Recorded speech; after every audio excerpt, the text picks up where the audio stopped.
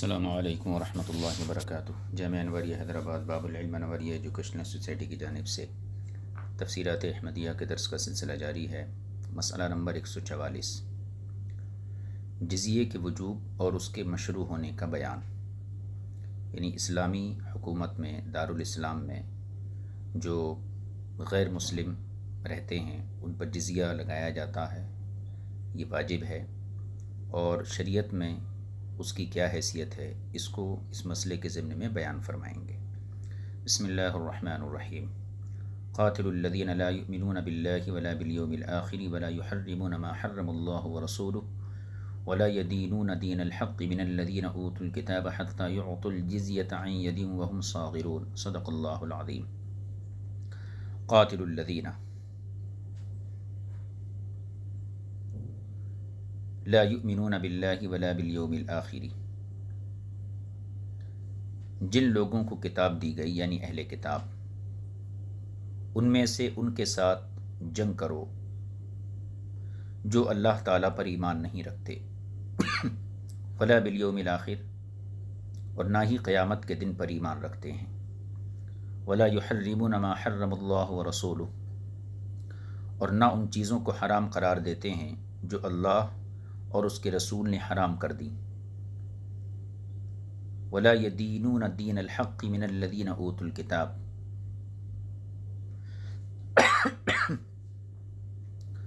اور نہ ہی دین حق کو اپنا دین بناتے ہیں۔ من الذین اوتوا الکتاب کا ترجمہ میں شروع میں کر چکا ہوں۔ حتی یعطوا الجزیۃ عن ید وهم صاغرون، حتیٰ کہ وہ ذلیل و خوار ہو کر اپنے ہاتھوں سے جزیہ دیں۔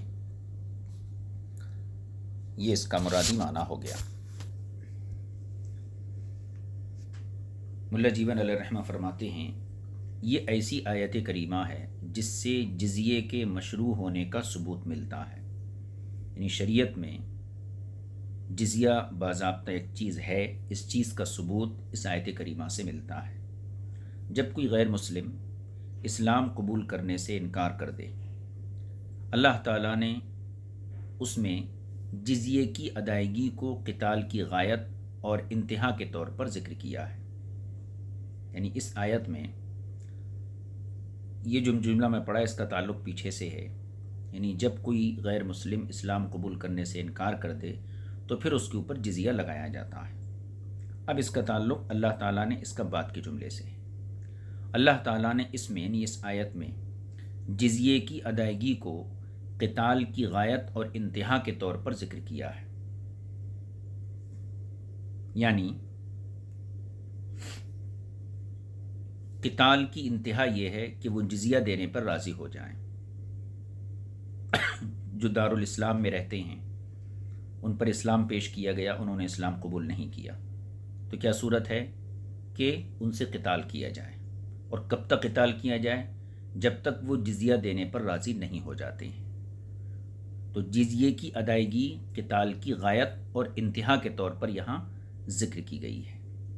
جس قتال کا تعلق ان لوگوں کے ساتھ ہے جو ایمان نہیں لاتے اور نہ ہی اللہ تعالیٰ کی حرام کی ہوئی چیزوں کو حرام سمجھتے ہیں اور نہ ہی دین حق کو قبول کرتے ہیں، یعنی مطلقاً قتال جزیے کی ادائیگی کی ابتدا نہیں بنتا، بلکہ اس کا تعلق ایمان وغیرہ کے ساتھ ہے۔ لہذا اگر کافر ایمان باللہ اور ایمان بالآخرت کو قبول نہیں کرتے اور نہ ہی اللہ تعالیٰ کی حرام کی ہوئی چیزوں کو حرام سمجھتے ہیں اور نہ ہی دین حق کو اپنا دین بناتے ہیں، تو پھر ان کے ساتھ قتال واجب ہے۔ تو ان تمام چیزوں کے ساتھ ان کی جب انتہا ہو، جب قتال واجب ہے۔ یہ قتال اس وقت چلے گا جب وہ جزیہ دینا تسلیم نہ کریں اور اس کی ادائیگی صفت مذکورہ کے ساتھ قبول نہ کریں، جس کو اللہ تعالیٰ نے اپنے اس قول میں عن یدیم وہم صاغرون میں ذکر فرمایا ہے۔ قول باری تعالیٰ من الذین اوتوا الکتاب، یہ الذین کا بیان ہے، اور اس بات کا بھی کہ ان لوگوں کا اللہ تعالیٰ پر ایمان نہیں ہے، کیونکہ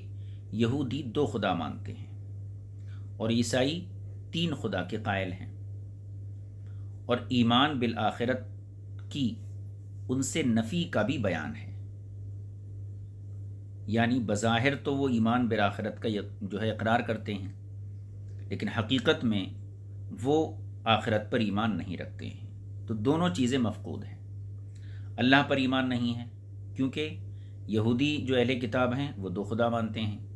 اور عیسائی تین خدا مانتے۔ اس طرح یہ اللہ پر ایمان کی نفی ہو گئی۔ اور ایمان بالآخرت بھی نہیں ہے ان کے پاس۔ وہ اس طرح کے، ان کا گمان یہ ہے کہ جنت میں کھانا پینا کچھ بھی نہیں، اور اس لیے بھی کہ نصارہ گمان رکھتے ہیں کہ معاذ اللہ یہ سب روحانی ہے، جسمانی نہیں۔ اس لیے یہ وہ ایمان نہیں رکھتے جو قرآن و سنت نے اللہ تعالیٰ قیامت کے دن پر ایمان لانے کا صحیح طریقہ ارشاد فرمایا ہے۔ یعنی اللہ نے قرآن میں یا حضور نے حدیثوں میں قیامت پر ایمان لانے کا جو صحیح طریقہ ارشاد فرمایا ہے،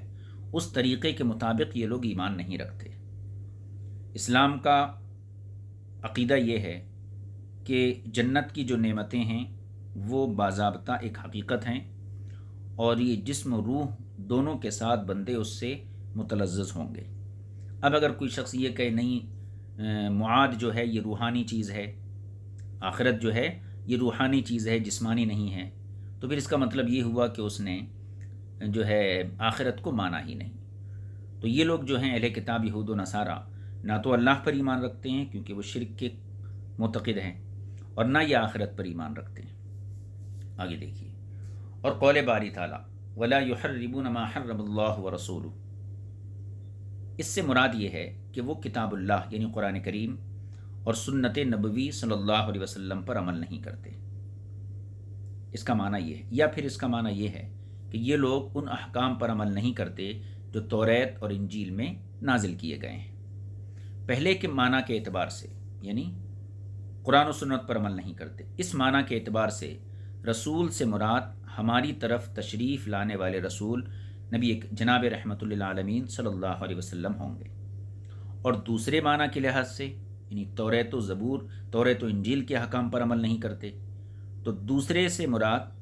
ان یہود و نصارہ کی طرف آنے والے رسول ہوں گے۔ ان یدیوں وہم صاغرون، اس کا مطلب یہ ہے کہ یہ لوگ جزیہ ایسے ہاتھوں سے دیں جن کے پیچھے دلی اقرار ہو، اور ہاتھ سے دیتے وقت حالت امتناع سے باہر ہوں، اس لیے کہ جو شخص انکار کرتا ہو اور دینے سے رکتا ہو اس کا ہاتھ دینے کے لیے نہیں اٹھتا۔ یا معنی یہ ہے کہ وہ ایک ہاتھ سے دوسرے ہاتھ میں دیں، یعنی نقد ادائیگی ہو، ادھار نہ ہو۔ وہ بھی اس طرح کہ اپنا جزیہ ہر ایک اپنے ہاتھ سے دے، کسی دوسرے کے ہاتھ نہ بھیجے، اور ان کے یہ جزیہ صغار اور ذلت سے وصول کیا جائے۔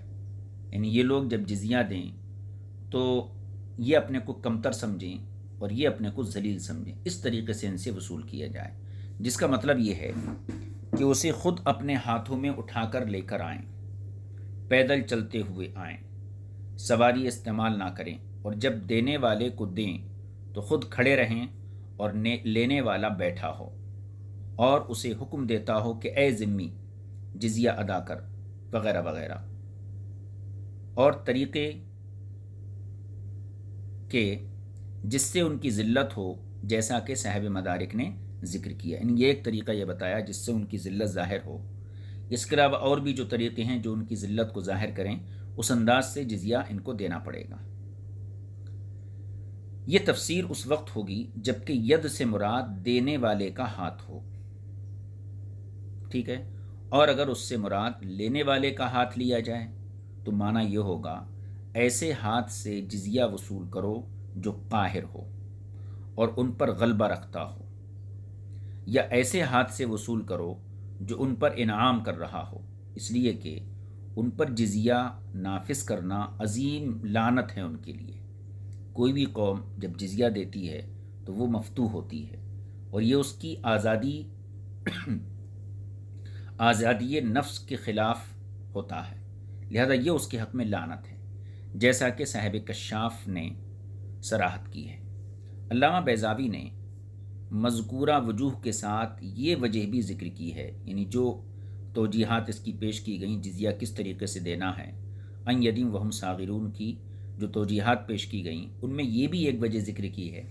کہ اس سے مراد یہ ہے کہ کافر ضرور جزیہ ادا کریں، لیکن ایسے ہاتھوں والے جو غنی ہوں، اس لیے کہا گیا فقیر کافر سے جزیہ وصول نہیں کیا جائے گا۔ قاضی بیضاوی رضی اللہ تعالیٰ عنہ کا یہ آخری طریقہ بیان کرنا شاید اس میں بھی ید سے مراد دینے والے کا ہاتھ ہو۔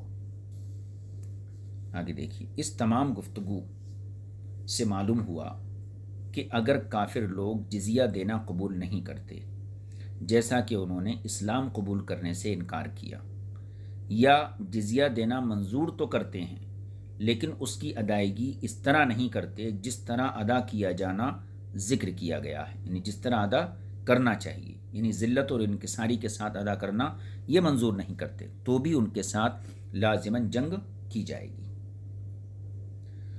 فقہ کی کتابوں میں مذکور ہے کہ ذمی کو لباس، سواری، کاٹھی یعنی پالان اور ہتھیاروں میں الگ رکھا جائے گا، یعنی ان کو لباس، سواری اور ہتھیار میں الگ رکھا جائے گا، لہٰذا وہ نہ تو گھوڑے پر سوار ہوگا اور نہ ہی جنگی ہتھیاروں کی تیاری کر سکے گا، اور ایک مخصوص دھاگا یا پٹی یا کپڑے پر نمایاں کوئی نشان ایسا ظاہر میں رکھے گا جو آتے جاتے ہر شخص کو نظر آ سکتا ہو، یعنی اس کے بدن پر کوئی ایسی نشانی ہو کہ ہر شخص دیکھ کر یہ پہچان سکے کہ یہ ذمی ہے۔ سواری کے لیے گدھا یا گدھی استعمال کریں گے ذمی لوگ، اور ذمیوں کی عورتیں آنے جانے کے لیے الگ راستہ اختیار کریں گی تاکہ مسلمان عورتوں سے ان کی مشابہت نہ ہو سکے۔ ذمیوں کے گھروں پر مخصوص علامت لگائی جائے گی تاکہ کسی سوالی کو یہ وہم نہ گزرے کہ یہ کسی مسلمان کا گھر ہے، اور اس وہم کی بنیاد پر وہ اس کے لیے اللہ تعالیٰ سے مغفرت کی دعا نہ کر بیٹھے۔ بھئی عموماً یہی ہوتا ہے کہ جب کوئی سوالی آتا ہے اور اس کو کچھ دے دیا جاتا ہے تو پھر وہ مغفرت کی، برکت کی، مختلف قسم کی دعاؤں سے نوازتا ہے، لہذا ذمی جو ہوتا ہے وہ کافر ہے۔ اب اس کے دروازے پر اگر کوئی فقیر آیا اور وہ مسلمان ہے تو ظاہر سی بات ہے وہ مغفرت کی دعا دیں گا، تو یہ تو جائز نہیں ہے، لہٰذا گھر پر ایک نشان لگا دیا جائے تاکہ یہ معلوم ہو جائے کہ یہ ذمی کا گھر ہے۔ سو اے مسلمانوں، اے مومنوں، خوب غور و فکر کرو کہ اس زمانے میں کہیں ذمی ہیں، اور اے مسلمانوں اس پر بھی غور کرو کہ آج صرف اور صرف حربی موجود ہیں، اسے صرف علماء ہی سمجھتے ہیں۔ آگے فرماتے ہیں، ہمارے زمانے میں ذمی اور حربی کے بارے میں لمبی لمبی باتیں اور طویل گفتگو ہو رہی ہے۔ یہ ملا جیون اپنے دور کے لحاظ سے فرماتے ہیں، جبکہ وہ دور سلطنت مغلیہ کا دور تھا، جس میں ایک طرف تو نہایت زیادتی اور تنگ دلی کرنے والے ہیں ذمی اور حربی کے بارے میں، اور دوسری طرف ایسے لوگ ہیں جو اس کی اہمیت گھٹانے پر تلے ہوئے ہیں، اور حق وہی ہے جسے ہمارے بعض مشائخ رحمۃ اللہ علیہم نے اپنے بعض رسالوں میں تحریر فرمایا ہے۔ اگر تمہیں بھی اس کے بارے میں زیادہ اور صحیح معلومات حاصل کرنے کا شوق ہے تو پھر ان رسالوں کا مطالعہ کرو، اور ان دونوں کی تحقیق میں اعظم ثانی نے ایسی گفتگو کر دی ہے جس سے زیادہ کی ضرورت نہیں، لہٰذا تمہیں اس کی طرف رجوع کرنا چاہیے۔ فرماتے ہیں، آیت کریمہ کا مفہوم یہ ہے کہ جزیہ صرف کتابی سے وصول کیا جائے گا، اہل کتاب سے، اس لیے کہ قول باری تعالیٰ ہے من الذین اوتوا الکتاب، یہ بیان ہے، من الذین اوتوا الکتاب بیان ہے، اور جس کا یہ بیان ہے وہ الذین لا یؤمنون باللہ ہے، اور بیان و تشریح کے وقت ایک دو چیزوں کو بیان کر کے خاموشی اختیار کرنا ایک قسم کا حصر ہے۔ امام شافعی رضی اللہ تعالی عنہ نے ان کے ساتھ یعنی کتابیوں کے ساتھ صرف مجوس کو ملایا ہے، یعنی کہتے ہیں مجوسیوں کا بھی یہی حکم ہے، جو ستارہ پرست ہوتے ہیں، ان کے پیش نظر امام شافعی کے سامنے حضور اکرم صلی اللہ علیہ وسلم کا یہ ارشاد ہے: سنو بہم سنت اہل الکتاب غیر ناکحی نساءہم ولا آکلی ذبائحہم، یعنی مجوسیوں سے اہل کتاب کا سا سلوک کرو، فرق صرف یہ رکھو کہ ان کی عورتوں سے نکاح نہ کرو اور ان کے ذبیحہ کو نہ کھاؤ۔ امام شافعی رضی اللہ تعالیٰ عنہ کے نزدیک ان دو قسم کے کفار کے علاوہ سے جزیہ وصول کرنا جائز نہیں ہے۔ البتہ امام مالک رضی اللہ تعالیٰ عنہ کے نزدیک مرتد کے علاوہ ہر قسم کے کافر سے جزیہ وصول کیا جائے گا۔ مرتد کا حکم یہ ہے کہ یا تو وہ اسلام قبول کر لے یا پھر قتل کر دیا جائے، اس کے لیے دو ہی راستے ہیں، ان دو کے علاوہ اس کے لیے تیسری کسی بات کی قطعاً کوئی گنجائش نہیں۔ یہ امام مالک کا مذہب تھا، اور ہم احناف کے نزدیک تمام کافروں سے جزیہ قبول کیا جائے گا، مگر مرتد اور مشرکین عرب سے نہیں۔ مرتد سے جزیہ قبول نہیں اور مشرکین عرب سے جزیہ قبول نہیں، اس لیے کہ مروی ہے، حدیث میں آیا ہے، جناب نبی کریم صلی اللہ علیہ وسلم نے بتوں کے پجاریوں سے جزیے کے بدلے صلح کی تھی، مگر اس سے نہیں کی تھی جو عرب کا مشرک تھا۔ یہ ارشاد نبوی صلی اللہ علیہ وسلم امام شافعی پر اس بارے میں حجت ہے، یعنی امام شافعی کے خلاف ہے۔ اور اسی طرح یہ ارشاد، یہ حدیث امام مالک رضی اللہ تعالیٰ عنہ کے بھی خلاف ہے، اس لیے کہ آپ مشرک نفس عرب سے بھی جزیہ قبول کرنے کے قائل ہیں۔ ہاں قضا قالو، اسی طرح علماء نے کہا ہے۔ آگے دیکھیے، جب آیت کریمہ میں اسی آیت میں جزیے کا ذکر آیا تو یہاں یہ بات ذکر کر دینا بھی ضروری ہے کہ اس کی مقدار کتنی ہے، جزیے کی مقدار کتنی ہے، کتنا جزیہ جو ہے وصول کیا جائے گا، اور کن پر واجب ہے اور کن پر واجب نہیں۔ تو معلوم ہونا چاہیے کہ فقہی کتابوں میں یہ ذکر ہے کہ جزیے کی دو قسمیں ہیں، ایک ایسا کہ جس پر فریقین کا اتفاق ہو اور صلح سے مقرر کیا گیا ہو، یہ اتنی ہی مقدار لیا جائے گا جس پر فریقین کا اتفاق ہو، ایک قسم تو یہ ہے۔ دوسری قسم وہ جزیہ ہے جو امام المسلمین، ان مسلمانوں کا امام، خلیفہ، حکمراں اپنی طرف سے ابتداً کسی پر مقرر کرتا ہے۔ تو جو صلح کے ذریعے مقرر ہوتا ہے وہ باہمی صلح سے جو مقدار متعین ہوئی اتنا جزیہ ہے، اور جو مسلمانوں کے بادشاہ کی طرف سے ابتداً کسی پر مقرر کیا گیا ہے تو اس کے بارے میں یہ تفصیل ہے کہ یہ جزیہ غنی سے 48 درہم لیا جائے گا، ہر مہینے 4 درہم لیے جائیں گے، اور متوسط درمیانی درجے کے شخص سے اس کا نصف یعنی 24 درہم لیے جائیں گے، اور فقیر سے جو کسب کر سکتا ہے، جو کما سکتا ہے، چوتھا حصہ یعنی 12 درہم لیے جائیں گے، اور ایسا فقیر جو کسب نہیں کرتا یعنی کما نہیں سکتا اس پر جزیہ نہیں ہوگا۔ اسی طرح بچہ ہے، عورت ہے، مملوک ہے، اندھا ہے، لنجا ہے، اور ایسا راہب جس کا عوام سے میل جول نہ ہو، اس سے بھی جزیہ نہیں لیا جائے گا۔ لیکن ایسا راہب ہے جس کا عوام سے تعلق ہے تو ایک تو یہ ہے کہ وہ مسلمانوں کے خلاف سازشیں بھی کرتا ہے، اور دوسرے یہ کہ اس کے باضابطہ ذرائع بھی ہوتے ہیں آمدنی کے،